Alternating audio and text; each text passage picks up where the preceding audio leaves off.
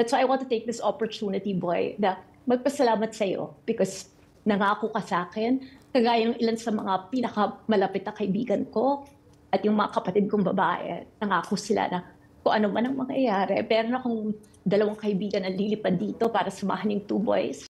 Kris Aquino inihabilin na si Bimby at Josh sa mga kapatid at kay Tito Boy kung sakali mang may mangyari mang masama sa kanya. Tila ibinilin na ni Kris Aquino ang 2 niyang anak na sina Josh at Bimby sa kanyang longtime friend na si Boy Abunda. Sa isang exclusive interview sa programang Fast Talk, inalala ni Kris ang pangako noon ni Tito Boy sakaling may mangyari sa kanya dahil sa kanyang kalusugan. I just wanna take this opportunity, Boy, na magpasalamat sa iyo because nangako ka sa akin, kagaya ng ilan sa pinakamalapit na kaibigan ko at yung mga kapatid kong babae. Nangako sila na kung ano man ang mangyayari, mayroon akong 2 kaibigan na lilipad dito sa US para samahan yung 2 boys, say niya. Dagdag ng Queen of All Media, I'm entrusting my children with you. Because the 2 will actually be going home in 2 weeks.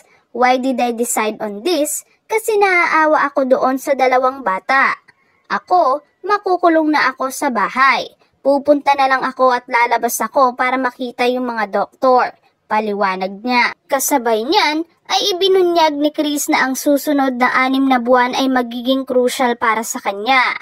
Ito raw kasi yung mga panahon na susubukan niya ang tinatawag na biological medicine upang ma-improve ang kanyang heart condition. Sakali raw na hindi umepekto ito, malaki ang tsansa na siya'y magdusa sa cardiac arrest. Pero sa kabila nito, nangako siya na lalaban siya para manatiling buhay. I've always been very upfront and honest. Hinarap ko na to, especially na birthday ko. Pahiram na lang to ng Diyos. Binigyan na ako ng bonus. Whatever days are left, it's a blessing. But I really want to stay alive, giit ni Kris. Patuloy niya, ito ang pangako ko. Hindi ko kayo bibiguin. Wala sa pananaw ko sa buhay na pwedeng sumuko. Kailangang lumaban. Kung maalala noong Oktubre nang sinabi ni Kris na itinuturing niya na parang kapatid si Tito Boy. Tinawag niya itong other brother at keeper of all my secrets. The one who assured me that come what may, he'll be there for my sons. And the friend who until now fights my battles with me.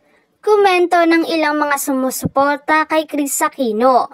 God gives His toughest battles to His strongest soldiers.